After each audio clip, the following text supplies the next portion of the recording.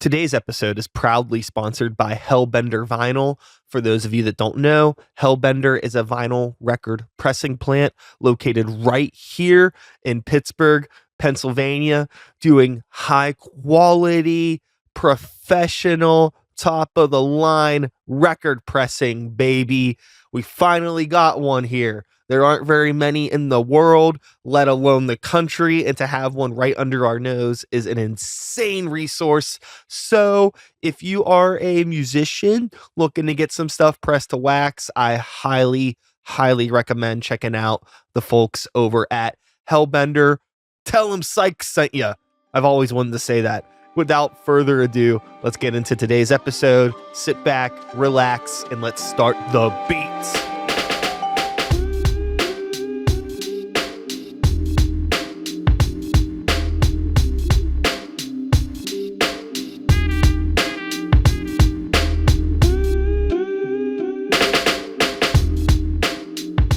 I'm mainly looking at you, obviously. Fix it in post. Yeah, you can look at me. Okay. I mean, if you could stomach it, you could definitely look at me. Hey, man. Unfortunately for some, this is as handsome as I get. So Hey, I apologize in advance. You know, as I've said plenty of times on this podcast, I do not have a face for high definition. Yeah, that makes two of us, brother. So I do apologize. Once upon a time, I was a handsome guy. You know, if you can believe it. So. Well, I do believe it. Handsome is it's a state of it's a point of view of being. It's how you carry yourself. It's your aura, your energy. Sure. I agree, if you will. And some could probably say the same thing about like bands, because there's plenty of bad bands that wwere great live bands just because they had great energy, or vice versa. Yeah. For sure. Or like, God damn, that band, they were so bad live, but like on record, it goes, goes both ways for sure. Yeah, or like they're still bad live, but it is good just because their like energy is dumb. I mean, that's like like the Sex Pistols, right? Yeah. Oh, absolutely. I mean, I am a Clash over Sex Pistols guy. Sure. 100% of the time and twice on Sundays, but like you can't not like admire like that record. Because it's just it's for what it is. I mean it makes sense. I understand it, and it's just like I was a kid once, right? And like that raw energy. Some match.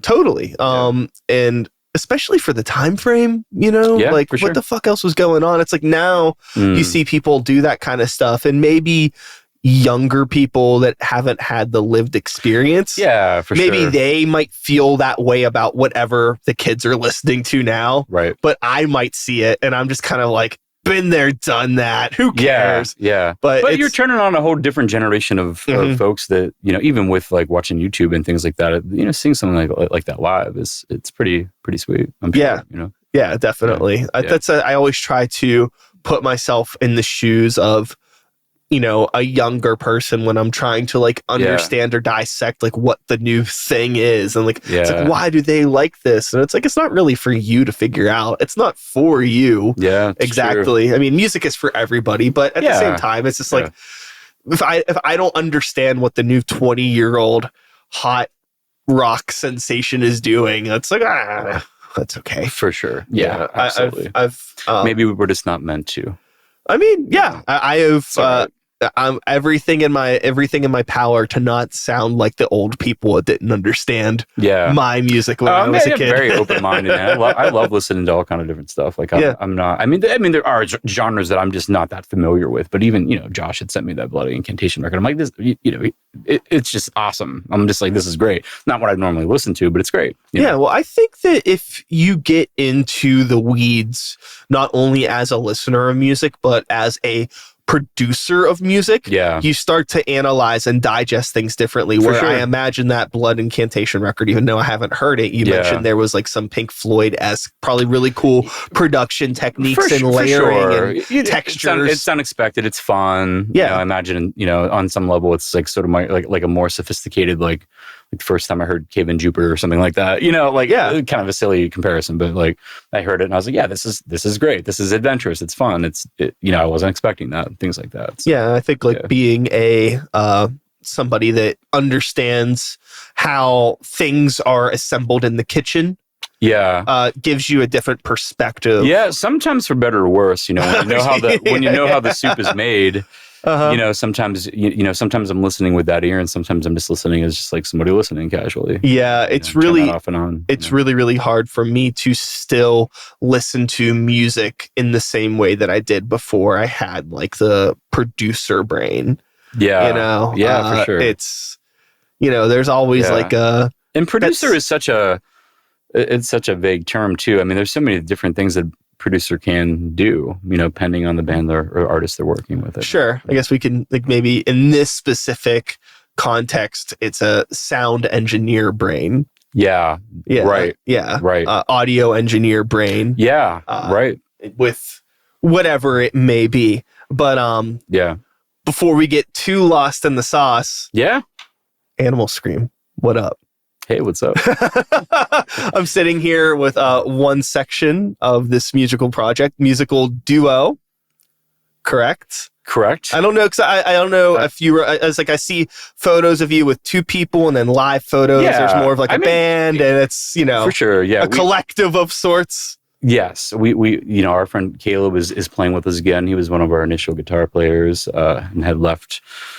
During COVID, we were just talking about COVID times to do pursue some film work in Atlanta, and we got him back. So yeah, we are playing. We play as a 3-piece, and Josh and I started the project. I think back in maybe in 2019. I think, and dropped the first record just in time for COVID in 2020. So yeah. So what was like getting through that process like? Because I know that. Just looking at your like social media and your Spotify, it seems like you've done a good job at least being like active, being productive. And what I'm curious about is like, how do you find that like motivation through the tough time of like the pandemic era? You're getting this band together when like, none of us are spring chickens anymore. And it's like, we don't need to do this. Yeah. Right. Yeah, motivation can be challenging. I mean, I don't find myself ever lacking motivation to be creative. I'm a pretty creative person, I think, naturally, but I find it hard to sort of curate what makes it onto an Animal Scream album. Songs that me and Josh curate together, like what songs to approach is like where we want to start. That part's hard because, I could write 20 songs and maybe only a few of them are really good. And so I think collectively choosing the ones to start with is important. But yeah, I find inspiration in lots of different places, and I very rarely am like, oh man, if I could only write a beat or a bass, like that is not normally the issue. But I think more for Animal Scream, it's because we're such vibe oriented band. We're very inspired by television and cinematic things than we are even by like genres or traditional music, honestly. I'm glad that you said that, because when I was listening to your music, the one thing that really stood out to me was like, this all sounds very much like a score for something. Like it almost sounds like it's intentionally written to be like in a movie or on a show or something. And that's like cool. But I know that like that could maybe be a dig in some ways too. No, it's not a dig to me at all. It's very complimentary. I appreciate that. I mean, sometimes I feel like we're scoring music to films that don't exist, for better or worse. And that's, that's something that I aspire to do. I have friends that do that kind of work out in LA. It's a grind, man. But we just simply, and we're also, I think, just really into making albums. And not that there's anything wrong with just dropping singles, which we do as well. But I like to have each record have its own kind of vibe and sort of have its own mood and sort of its own reason to exist. Yeah, I think that one thing that's really getting lost in modern musical times, which, I mean, it could be, you could argue that it's a good or a bad thing. But for me, it's the narrative that an album framework allows you as a creator to like blossom in. And with a band like Animal Scream, you're not very much like it's not like an AC/DC, you've heard one song, you've heard them all, right? Yeah. There's like a lot of room to explore and grow in different textures and environments. And it's just like, if you get a whole album to explore this through like a series of little chapters that tell a whole story, I feel like it makes more sense for a band that's doing this like psychedelic landscape sort of thing that I feel like you're really leaning into. Yeah, and there is a danger, I think, into being too hodgepodgey. Although, you know, some bands that are hodgepodgey, I dig King Gizzard. You know what I mean? Like, you never know what you're going to get, and that's cool.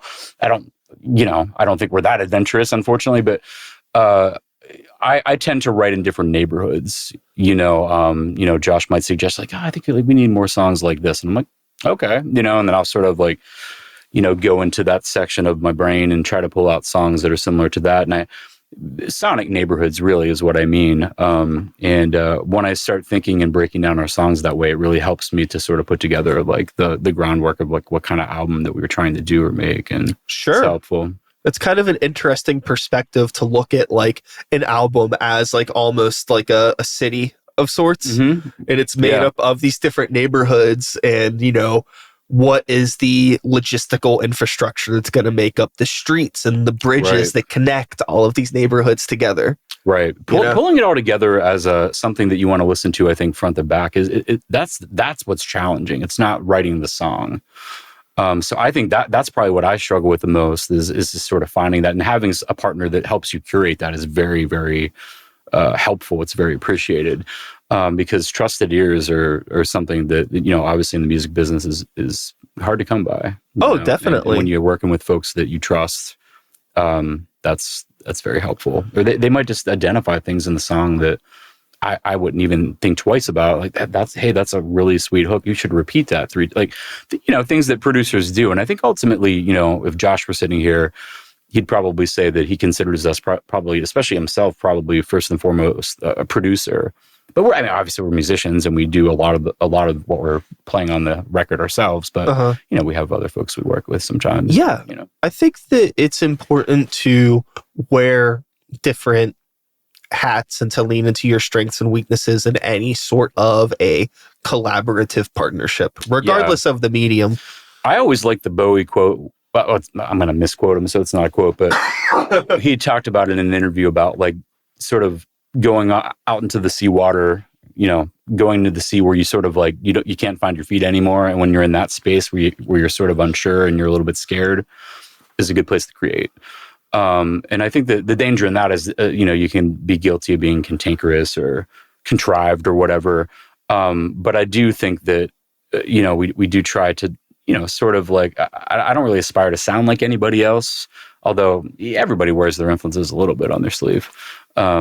But I think that when we find that perfect space to create that's sort of like a little adventurous, a little different, or you're tapping in sonically to something that's a little different than you previously done, that's when it gets exciting. Yeah, I relate with that 100%. I think that it's really important to just like get to a space as an artist where you can kind of trust yourself.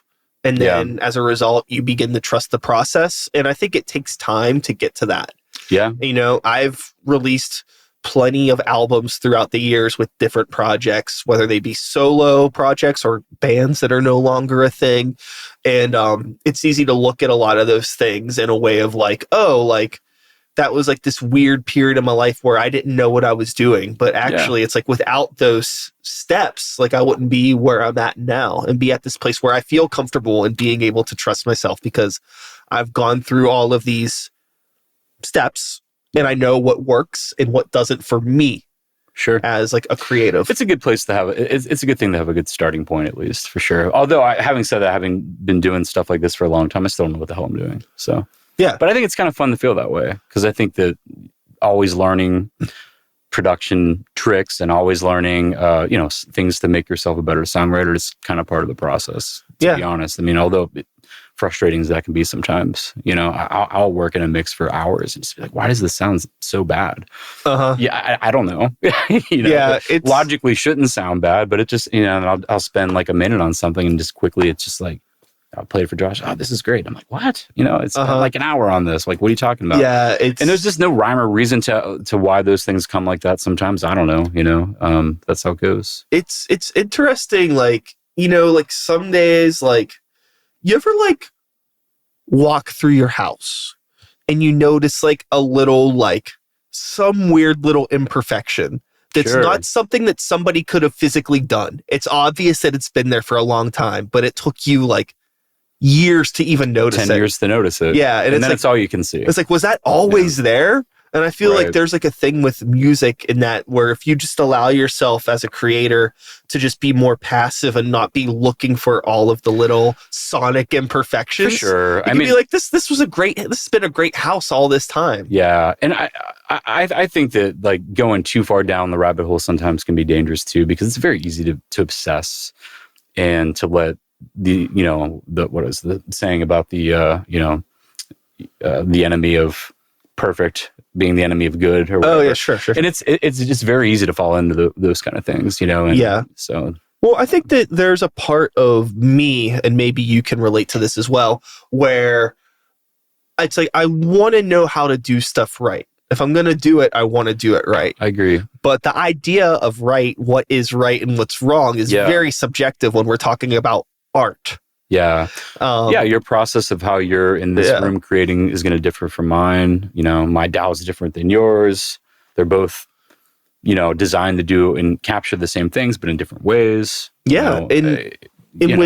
With music, it's like every song is different. Sometimes songs require a different approach. Sometimes they need more massaging than others. Yeah. I can go back and listen to recordings that I did 15 years ago in my bedroom.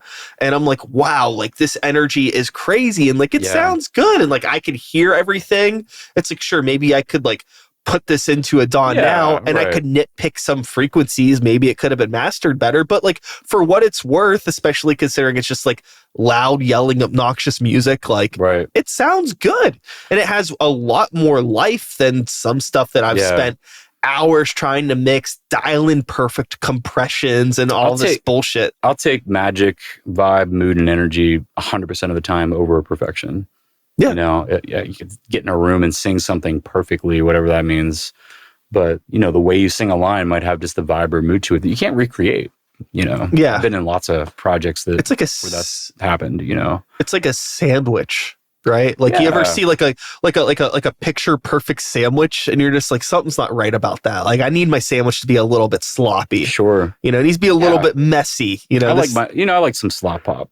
I'm with you. Yeah. And I think that it just needs to be a little bit like you get to a point where, especially with modern production techniques, where like all of these things that you're thinking are helping the mix are actually making it more and more mechanical, less human. I agree. Yeah, I agree.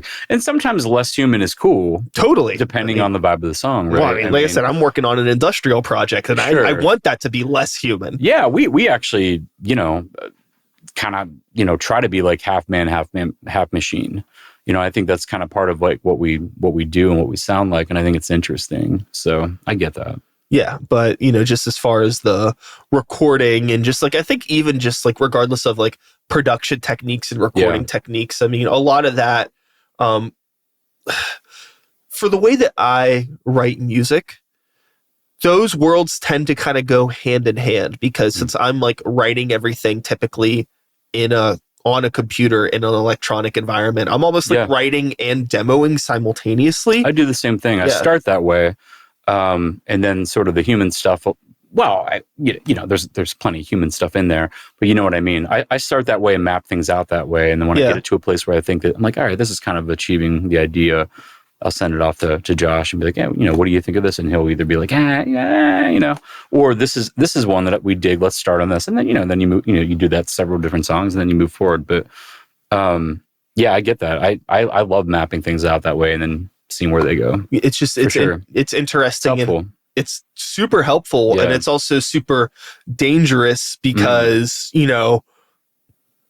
whatever new plugin you get and all of these things, I mean, like it'll really help sometimes unintentionally like shape the direction of your material. And it's not even like a creative thing. It is a logistical thing that's happening that I'm juggling at the same time that I'm just trying to be creative. Right. It's like almost part of my brain wants to over engineer this by under engineering it and being like, I need a computer to write on that doesn't have all these fucking plugins and all this stuff that's just for recording and that's it. I'm gonna go to fucking I'm gonna go to Music Go Round and find a Tascam 8-track to start doing all my stuff on, That'd be hard, Yeah. that'd be hard as fuck. Yeah. But it can be just, all the access to all of this, the power of it is great, but with great power comes great responsibility. Yeah. And finding the power of restraint, being able to just for sure keep you can go too far dialed with anything. back. Yeah. I mean, I think about that a lot. Yeah, I do. I mean, it's true. Yeah, I agree. With Animal Scream, and so I'm getting an idea of what your standard kind of song structuring is like. It seems like a majority of this material is kind of coming from your brain. You're doing like the skeletal layout. Yes. The verse, chorus, intro, blah, blah, blah, blah, blah. I got this kind of figured out. And then you're going to send that off to your partner, who will then, decide whether or not they want to be a part of this. Yeah, Josh is a really great arranger. It's just how his mind works. He's very good at identifying. Anytime we're doing even something outside of the band, other projects we produce, he's just got a really good arrangement on it. I think we both do. Sometimes like he'll suggest an arrangement. I'm like, oh, like this, and then we'll have his arrangement of said song we're producing, and then I'll have mine, and then we'll pick. Oh, let's make it a hybrid. Like and that's fun. At the end of the day, we genuinely both just want whatever is best for the song. Yeah. I don't care, that it's not mine. And I don't think he cares if it's going to be what's best for that particular song. And it's always going to be different, Yeah. But that is how it kind of works. I start with ideas and then once we, agree on what to attack, I feel like I achieve probably a lot of it, sometimes up to 80, 90% of the stuff like at home. And then we collaborate with our friend Jay Canner, that we've worked with on a lot of previous records, even before Animal Scream. And we go there and do mixing with him and overdubs and things like that. And that kind of gives me a chance to take like the offhands approach where I'm just listening, which is kind of nice. And then I'm just, jumping on like whatever Josh is jumping on the drums or percussion, and I'm doing backing vocals. And then we're just sort of like really getting creative together in a room where I don't have to press any buttons. Yeah. And I like that because I really don't give a shit about being an engineer, to be honest with you. I'm more fascinated with being a songwriter and a producer. Yeah. But I learned that it's just necessary, and it makes my job easier that I can, function in logic than if I didn't. If I just had all these bag of songs sitting around and how to make them sound decent. Yeah, I think that I could definitely piggyback off of your comment regarding being like an engineer. It's not something that I'm super interested in either, but it was kind of a necessary component to what I was trying to do. I started making beats when I was in the 8th grade. Okay. On like a Sony PlayStation. Yeah. They had the MTV music generator. Okay. And but like the only way that Fruit Loops. It was basically Fruity Loops on PlayStation. Yeah, sure. That's basically what it was. Right. Okay. And then it was like I had figured out like, I could leave the yellow pin plugged into the TV, but pull the red white RCA out into my stereo and dub everything to cassette tape. And that was like how I was like, that was the only way I could record music. But then it was like, I met somebody like when I was a senior, because I made music like that for like 4 years. That's very cool. And it was like that was like 2000. I graduated in 2003, so we're talking that was like early 2000s. Yeah, and like I mean, there was stuff like Fruity Loops and things were starting to happen, but I remember when I was a senior, somebody showed me like the Korg Electribe ES1, and it's like a little hardware sampler. And that was like the first time that I was like, oh, that's like the video game, but in real life. So, I saved up 2 paychecks from Taco Bell, went to Guitar Center, bought one. And then once I had it, I was like, wait, okay, now what, how do I get these sounds out? It's like, I could still put them on the fucking, I could still dub them to the tape, but like, how am I going to do layers? Right. I had a buddy that wanted to do some guitar stuff on top. I'm like, how do I do this? So then it was like, okay, well, I guess I got to get a computer. And then, it just became like it was like an accident just because like originally like me even like wanting to get into making music like, I guess I always wanted to be in bands and stuff like that. Mhm. But when I actually started making music, it was like electronic music. So I needed to like start with getting a computer and a DAW to lay everything out appropriately. Just interesting, happy accident.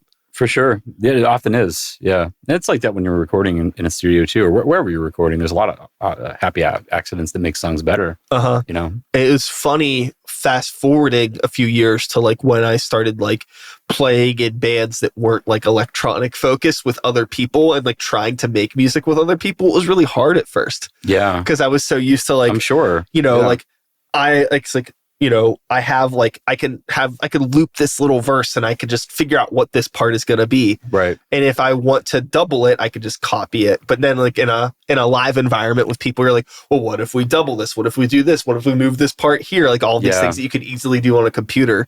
You're like asking people to do it in real life. And they're like, what is going on? And it's like, oh, this is just how I write. And I still deal with that, but that's okay.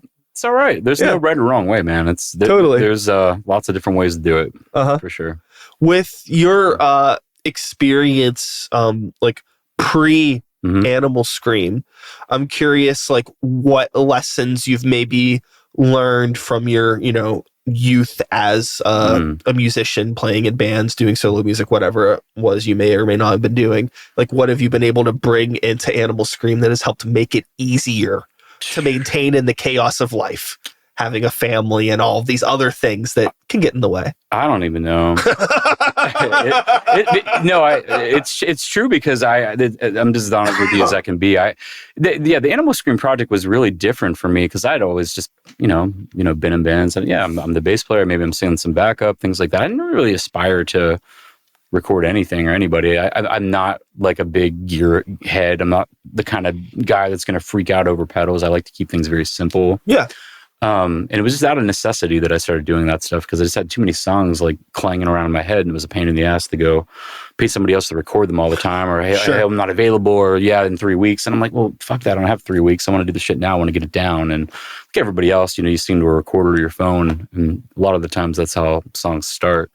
So it was actually a really different thing coming from just other bands. I'm just I can play guitar, but I'm not going to wow anyone with my guitar skills. It's very just, you know, I kind of always admire George Harrison, just really tasteful licks in his tone or his, you know, the sound of his guitar. The best Beatle. The best Beatle. I'm a big fan of all of them for different reasons. I think Ringo is one of my favorite drummers of all time, to be honest. But I don't know what I'm talking about here, but it was really different. Like I think what we're doing in this band is a lot different than anything I had ever done. So I guess what I brought in is just the ability I had a good sense of rhythm and feel. And I think a lot of our songs start with that sort of groove and that sort of soul vibe. Is my base starting point. So. But it really is a different approach of anything that I've ever done before. Truthfully. Yeah. Are you finding that like working in this realm and maybe getting an opportunity to play some shows with other people that operate in this realm, is it like a world that feels a little bit different than maybe what you were involved in before? Just from like a social perspective, like how people go to shows, how people engage with live music? Not really. I mean, it kind of feels the same, honestly. Okay. You know, there's a little subtle differences, but no, I mean, you know, I could probably, if I had an image in my head of something of a show 20 years ago at Brillo Box or Mr. Smalls. Yeah. And then last week, I would say that I would dare to say you would know other than what somebody's wearing or maybe be able to tell. Really, it's kind of the same. You know, a lot of the clubs across the country kind of look the same.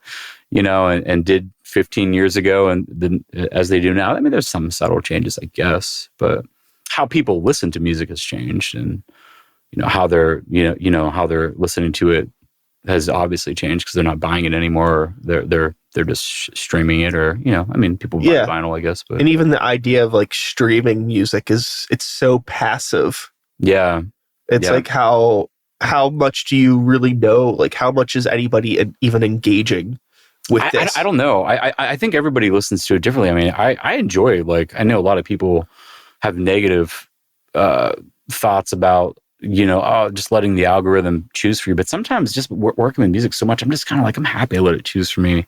Like I'm not suggesting that I'm incapable of choosing my own playlist, but it doesn't bother me. It's like, you think you know me, give it a shot. I find things that way. But like anybody else, any book I read or movie I watch, I have certain people in my life that are going to recommend something, or I see them post something like, oh man, this record changed my life, or like this record's really important to me right now.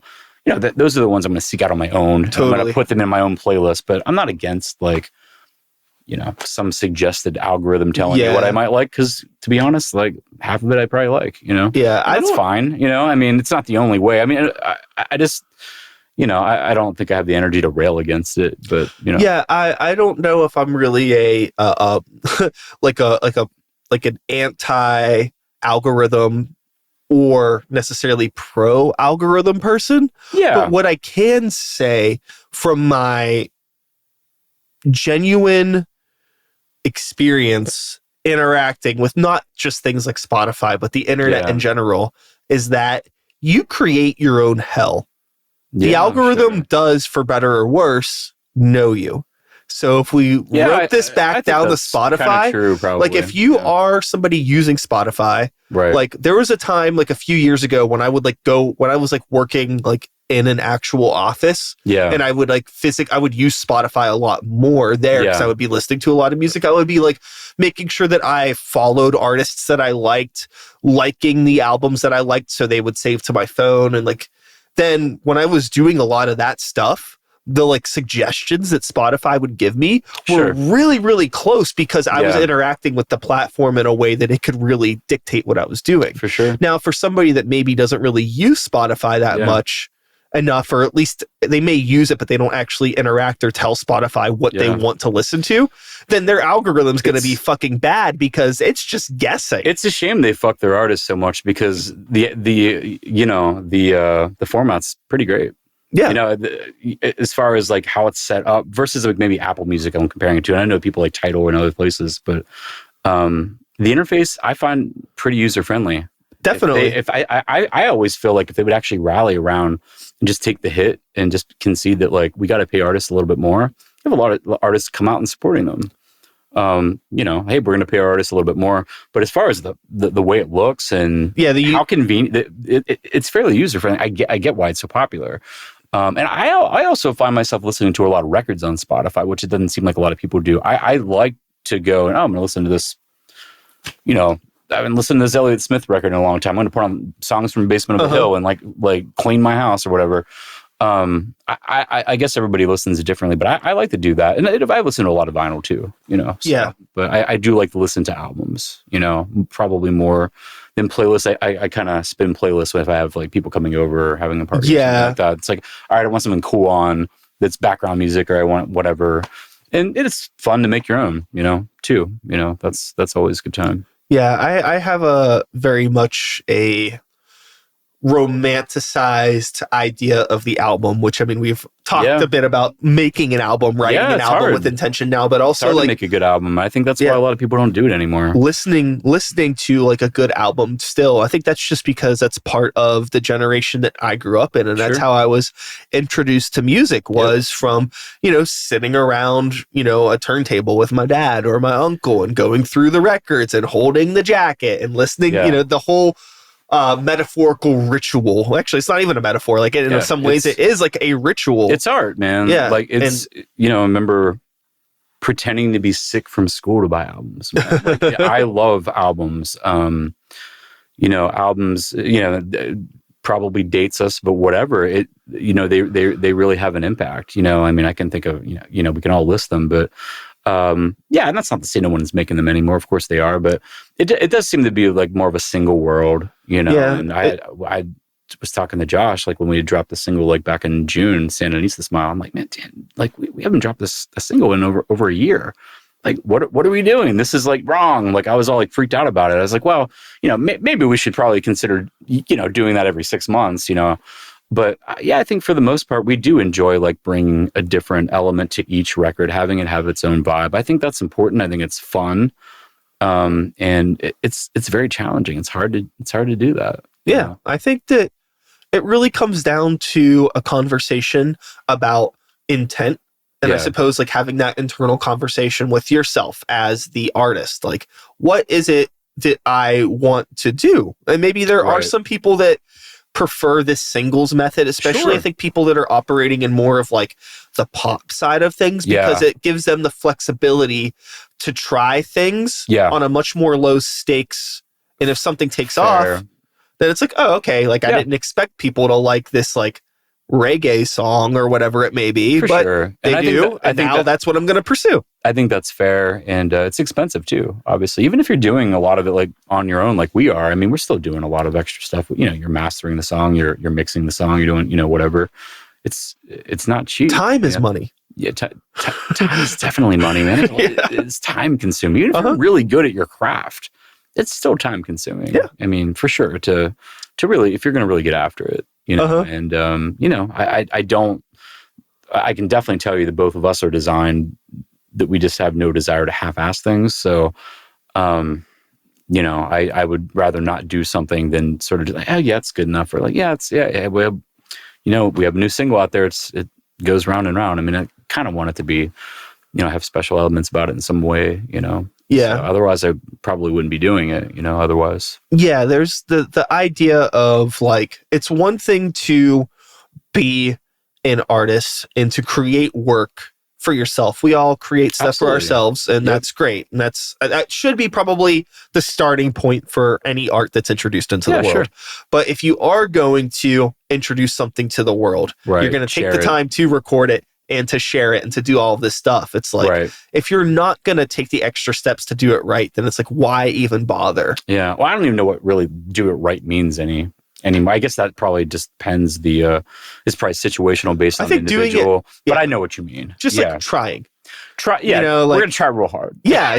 You know, it's like the best we can do. Making an effort that makes sense, you know, for whatever your project may be. Because that's the thing too. Like, people can definitely say like, oh, there's an absolute way that you should do like an album rollout. And it's like, well, what kind of music are you making? What is the demographic of people that interact with that kind of music? And how do those people interact with social media or the world in general on a daily basis? Right. You know, like if I was going to be putting out like some really weird, like spoken word, ambient thing, you know, like I don't know if I would gravitate towards like TikTok to be like my main focus to promote that. And at the same time, I just feel like the rule book's out the window. I mean, that newer Cindy Lee album comes to mind, right? It's really, really, really sweet album. I really like it. You know, I think it's goddamn thing's like 2 hours long. Had that on the other day when I was cleaning my house. But it's exclusive to YouTube. You know, go to her, you know, go to Spotify to try to listen to that record, and it's not even on there, you know, but that's kind of sweet. It's kind of unique, you know? So I don't think that there's really any rules anymore to, you know, how you release music, for, you know, for better or worse. Maybe there should be, I don't know. Yeah. I don't have the answers, but it is kind of, you know, what I do know is I think it's a lot harder for artists now because we're all content creators, and now we're all like doing PR promos to you know, get this stuff out there. Now we're all sort of engineers, kind of. Oh, sure. Now we're so that, and I'm not complaining. I'm just saying that those things in itself are very time consuming. Yeah, well, I mean, so I think that, you know, I was talking to a really close, good friend of mine recently, artist friend, and it's like, you know, I got back into this shit because I wanted to write and make music, and I find that, you know, I'm doing that 5% of the time. Oh, yeah. And I was like, dude, I hear you. Like, you know what I mean? It's like all the other stuff around it. You know, I already have an admin job. You know what I mean? I already have an administrative like gig that pays bills. But like this game on top, I mean, again, if you give a shit and you want to get it out there, it's all part of it. It's not that I can't do it. I can certainly do it. But like, you know, is that really good? You know, is it really good use of my creative time? I mean, kind of, I guess. But like, you know, meanwhile, some days I feel like my creative brain's just sort of like getting mashed. Yeah. You know? And so because we have all this stuff and all this other bullshit we got to create, the creative juices just sort of go away sometimes. I mean, that's how I feel, if I'm being real. No. Like, and I have to sort of like, you know, there's a time for that. You know, we got this EP coming out, you know, you're doing work to, you know, someone's got to do it, right? You have to, or you're delegating it. And I don't think there's anything wrong with delegating things. Just because you can do everything or a lot of things doesn't mean you should. You know what I mean? Sometimes it's just good that, hey, I'm going to delegate this shit because, you know, I don't have time. You know what I mean? Like, there's no need to be a superhero. There's no need for it. I watched this thing. I think it was Liam Gallagher was talking recently in an interview. It was not a recent interview, but he was basically talking. He's like, look, man, I know how to play these fucking 3 chords like this certain way. And, you know, I don't really give a shit about doing it. You know, it's basically, this is how I do my thing. And, you know, sometimes that's just the best way, you know, I get that.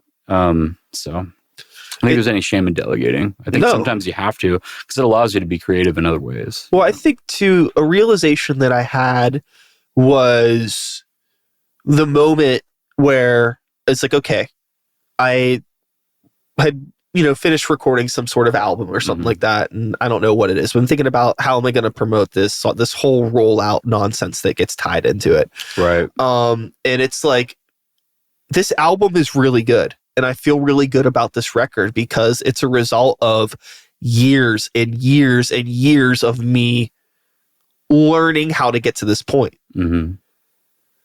And it's like, there are people that are like professional when it comes to the business side of things. Yeah. And they go to the same sort of school that I went to for becoming an artist in their own way. You know, they have years and years and know how to do this. I don't. Yeah. So it's like, now I'm taking this thing that I've spent, you know, even if I only worked on the album for like a year, the album is a culmination of my life's work, not to be dramatic, but in some way it is. For sure. And it's like, am I going to put 3 months of Google research of what I think is being good business plans, or like the advice of some person on Instagram that is like, you know, telling you what to do? It's like, no, maybe bring in the professional.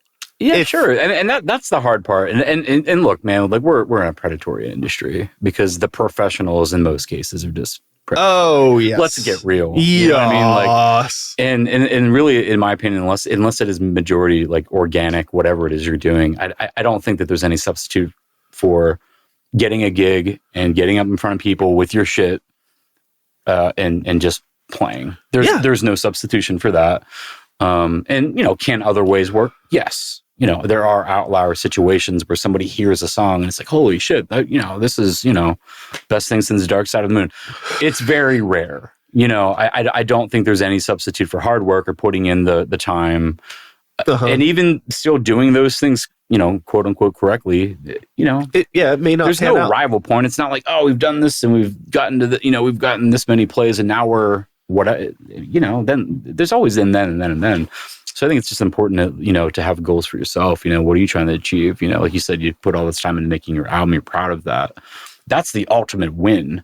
Now, obviously, you want to take the extra step to have somebody else hear it, because there's nothing more, you know, deflating than you putting all the time and effort and you know, we joke with my friends, you know, 3 likes, you know, or whatever. Oh, you know, yeah. You certainly want people to hear, but at the same time, I don't give a fuck if anybody likes Animal Scream. I hope they do. But like, I'm like, I mean, you've listened to I mean, we're clearly not we are making this music for ourselves. And like anybody that digs it and gets it, that's makes me very happy, but I could give genuinely 2 fucks if they do. I've said like several times where I've had like projects that kind of seem to just be invisible after they get released. Like, that sucks. It happens the most. It's like, right? I would even a good record. Yeah, like, you know, holy shit, like this band just dropped like this, you know, and it can be discouraging. But again, I think it just depends on what the artist's goals are, right? If they don't care, you know, they're out there grinding another thing, cool, but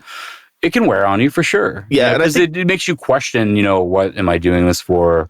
You know, am I going about this correctly in the right ways? Yeah. Things like that. So all fair questions. I can't speak on behalf of everyone that's ever released a piece of art ever. I can only speak from my experience. Your art, sure.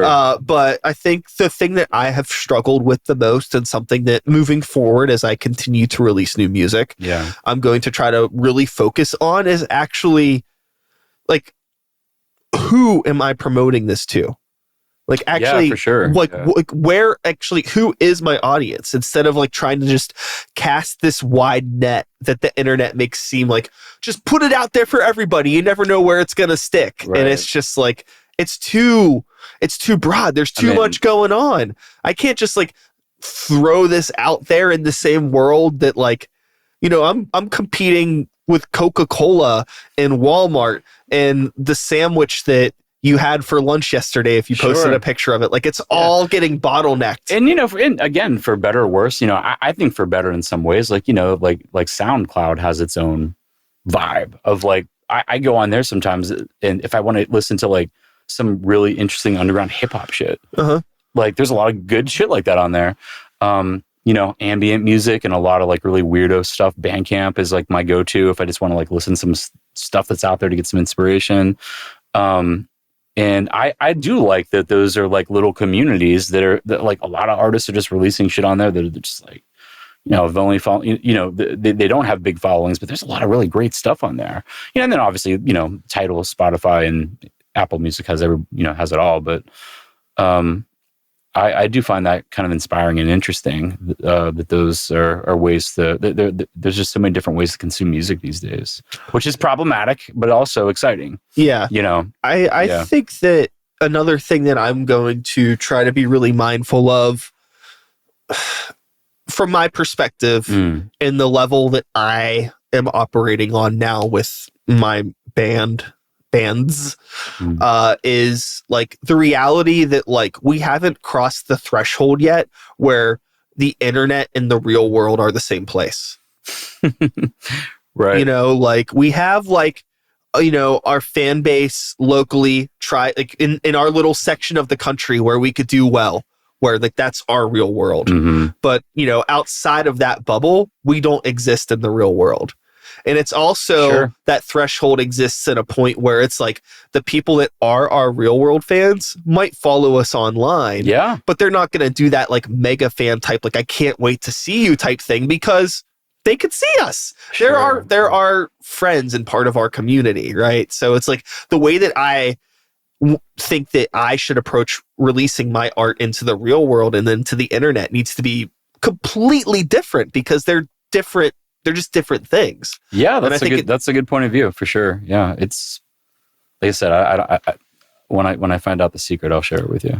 I mean, I think the thing that I hear people talking about the least when it comes to this online discourse about like how to get people to like engage with you, it seems like it's all of these tricks to get people to engage with mediocre content. I feel like if the content is genuinely good, it will speak for itself at some point. It may be a slow build, but if you need to like convince, like really go out of your way, I think that's true. Then there's, but hey, and then of course there's just sometimes there's plenty of fantastic hidden art, and they're not finding you, maybe, or like you drop something and then they somebody hits you up a year later, like I think there's a lot of different situations, but I do agree with that. I do think a lot of the good stuff does rise to the top, but there's also just a lot of stuff released on a daily basis. So it's just overloaded content. What's a very common thing for me, like even like people in my like just recently this week, I had somebody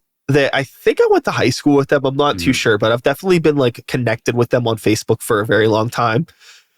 Just sent me a message like, "Oh, I saw you're doing podcasts now. That's awesome." 10 years later. Yeah. Yeah. Like, and it's just like, wow. Well, I run into people at shows sometimes. It's like, holy shit. Like, it's like, I can't feel bad about that, but it's just like, everybody has their own shit going on. If you run into somebody you ran around with like, a long time ago, and it happens to me all the time. Like, "Oh, what's up, man? Like, you still doing music?" And I'm just like, in my brain, I'm just like, "Are you fucking kidding me?" But like, how are they supposed to know? You know what I mean?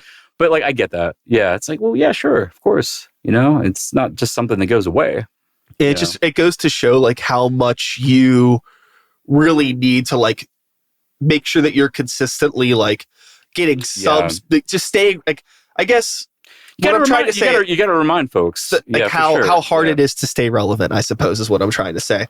I mean, relevant. I mean, I don't even know what the fuck that means. Or not necessarily relevant, but I know what you mean. How to stay,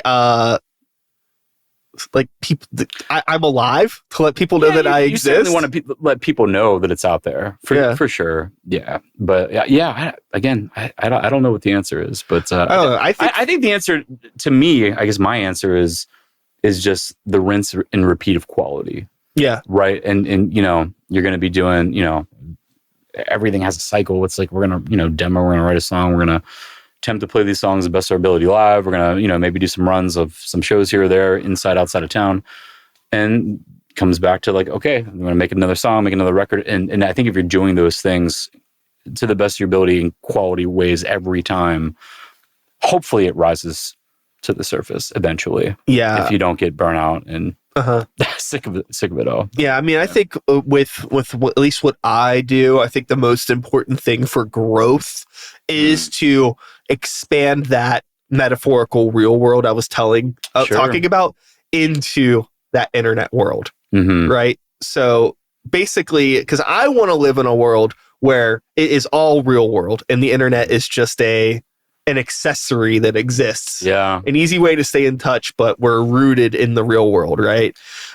So it seems like, we don't need to get into a meta conversation. But that's all about just playing shows, playing them well. So. Having good songs. And like, I think it's that, I mean, that's what it's always been. It's like, there's plenty of bands that figured this shit out way before the fucking internet. Yeah. I do think, honestly think that playing shows is very important. Yeah. And it doesn't mean you have to play, 300 shows a year or anything, you try to do quality ones to the best of your ability. But I always find engagement is better when we do. I always find the more people start chatting you up or like, oh, hey, I caught you wherever. Again, there's no substitute for that. Are you selling merch at your shows? Yeah. That, like, it sounds silly, but like, people are, giving a fuck about enough to drop some dime on a record you made. If they've seen you live, that goes a long way for me. I want to put, if someone's coming to like our merch table and it's like, oh man, I only have $10. I'm like, well, here, then it's $10. Like I'd rather them have that, cause like it goes a long way.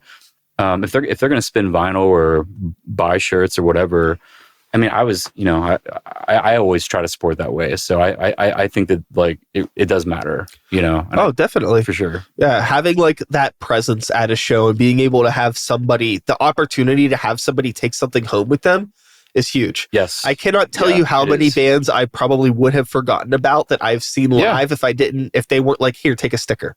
Right. And now like, I have like a whole bin thing. I'm like, oh yeah, those guys, like just things to like keep like that relevancy like in their head. Well, like you see the rise of like tapes and CDs coming back, and obviously vinyl's been back and sales been up for a long time, but it's not a mystery. People want that piece. It's an art piece. It's something you can hang on a wall. I think, you can open up that, you can, of course, put it on Spotify if you want to listen to it, but opening that up and having that, I think is just really cool. And then, there's the art aspect of it. It's genuinely like looking at the design of an album. It's really cool. And you sort of lose that a little bit when it's kind of smaller and you're kind of squinting to find it on Tidal or Spotify. Yeah. It's a different experience. It is. It's not right or wrong. It's just that I like holding something in my hand. It's like, I don't know. Have you ever like watched a POV of a roller coaster on YouTube? Sure. Yeah. Have you ever rode a roller coaster in real life? That's the difference that I'm talking about. Yeah, for sure. Yeah. Yeah. For me, like listening to something sometimes on Spotify, it's like, oh, I'm getting an idea of what this is. Yeah. And then maybe I could sit down, like if I'm just listening to it on my phone or like in my car, okay. But if I sit down and put a record on and listen to it on my stereo, I'm like, I have a better idea of what this is. It feels a little bit more, right. It's like I'm watching that YouTube video, but with like 3D glasses on. Or if you go see the band live. Or you go see the band live, and that's you're actually riding the ride. Sometimes it's better or worse, but like you're like, all right, it was all right. It's like, I didn't expect this to beat me up so much. Right. Yeah, I think that's a really it's a good analogy. For sure. Yeah. But again, a lot of that conversation, you could get lost in the nuance of like, well, it's different for different styles of music and different. That is probably true. Yeah. I can only speak from my experiences and the conversations that I'm trying to have as an artist with the community at large, or it's small, depending on the day, or it's small, right, for a record release. Small. This is my segue. Right. I'm picking up on that. Yes, November 9th. Hell yeah. Yeah, I'm really looking forward to the show. I think it's going to be really fun. Speaking of unconventional releases, we'll have some early copies of our vinyl at that show. But I think later sometime in November, we'll have them, pre-orders for the vinyl to go on sale. And then the EP will drop, I think February 14th. Hell yeah. So for the whole thing. And And I'm excited. It's going to be cool. The vinyl also will have 6 remixes of the EP songs from some friends on the flip side. And so Bandcamp and vinyl was the only place to get those remixes. So we thought that would be kind of fun too as producers to sort of like take those songs and have them mashed up by somebody else and, let go of the steering wheel a little bit and see what happens. And that's fun. They turned out really fun. That's fun. We were pretty excited about them. So I'm very grateful that we had, such good friends and some producer friends that were able to, to do it. And they turned out really good. There's a part of my business brain that wants to be like, you should definitely put those on Spotify because I'm not opposed to that eventually. Because how you can add like multiple artists on Spotify. Mm-hmm. Like if you have if the people that remixed it have active Spotify accounts, mm-hmm. then whenever that gets uploaded, people who listen to those people, your song will get popped into their algorithm that we were talking about before. Great. And I mean, to be honest, like perfectly honest with you, I really wasn't thinking about it that way. I just thought of it as just sort of a fun experiment, Totally. And I was thinking about it, making it more of an incentive for Bandcamp folks. Because, I agree with that as well. And then also just as a treat for vinyl. Yeah. But I'm not opposed to eventually dropping it on Spotify, and I'm sure we eventually will. But initially, it'll be exclusive to those 2 formats. Yeah, I feel like I'm very much like, I don't want to say a purist because that sounds like a little hoity-toity. Yeah. But I appreciate what I feel is kind of like a purist approach. This is like it's on these formats that are more community based where like if you want to engage with this stuff, you gotta you gotta go out of your way to engage with it. It's for the real ones, for the people that really care. And I don't really have much beef with eventually dropping it on there. I mean, I listen to music on there, and it turns out a lot of other people do too. But I think for a little while we'll keep it initially like just on those 2 formats, and then maybe like after it's been out for a little while. Yeah. Since the remixes will, at least get the real versions out first. But but they're really fun, and they're I'm excited to to get them out there and see what people think of them. So hell yeah. Yeah. And while we're here too, we should also probably do a little bit of promo for the Winter Wonder Ball. Sure. December 21st at the Spirit. WYAP presents the Winter Wonder Ball 2024 on Saturday, December 21st, 2024 at 7 p.m. at the one and only Spirit in the Lawrenceville neighborhood of Pittsburgh, Pennsylvania. You know it. You love it. If you haven't been there, this will be a great show to be your first. WYAP presents Winter Wonder Ball, a festival and showcase dedicated to Pittsburgh musicians, artisans, don't use that word. Pittsburgh musicians, artists, vendors, and media. Bands included this year are Zinnia's Garden, Animal Scream, Dream the Heavy, and Abstract Theory. Hosted by Brian Sykes-Howell of Start the Beat podcast. That's me. And featuring media from Shell Shock Media, an event prom photos by AG Studios. An eclectic mix of artisan vendors. Artists, an eclectic mix of vendors, tattoos by Jessica Jordan, and sponsored by A Few Bad Apples cider. All ages, all inclusive. So that's the promo shtick for that. If I'm smart, maybe I'll tag this on the beginning of the episode, but I may forget. That you could read all that without glasses, unless you have contacts in. Good eyes are the only good thing I have. I'm so jealous. I mean, I'll go home and watch that game tonight, sit down in my spot and be like, I mean, to be fair, I've needed them since my 20s, so it's about time. But I just need them for like rooms like this where it's like a little bit dark. That's where but if we were outside and I was reading from that, I'd be cool. So it's kind of like the stigmatism thing. Yeah. Gotcha. Yeah. Gotcha. Yeah. Well, I want to thank you for coming by today. Had a great talk about, it was good. Creativity and the purpose of it all, trying to figure it out in this crazy mixed up world. Excited to hear the new stuff. I listened to the one sneak peek track that you sent me. Okay. Sounds good. What did I send you? You sent me some sort of SoundCloud exclusive thing. Was a track called I think I sent you Slow Down. That's That's our single coming out November 9th. Hell yeah. And we are, I'm anticipating seeing a video from Ryan Heiser from the band Good Sport. I don't know if you're familiar. He's putting together an animated video for the track that I've yet to see, but I've seen storyboards, so I'm very excited to have a look at that and get that out there for or I'm sorry, excuse me, I misspoke. November 8th. The show is November 9th. So yeah. So fair enough. You know, we'll figure this stuff out at some point. Hell yeah. You know, we're here to write songs and figure this stuff out. All the schedules and the logistics, leave that to the pros. Don't make me do more admin more. Yeah. Yeah. Well, with all of that being said, that is all, folks. Thanks so much for being here. I'll be back again next week with another episode. Same time, same place, same channel. You know the drill. My name is Brian Sykes-Howell. Start the Beat is the podcast. 2024 is the year. And until next time, take care of yourselves. Take care of the people around you. Peace out. We did it. That was a podcast. My man. Yeah. Sweet. I love your setup here. Have I told you that? Yes. Thank you.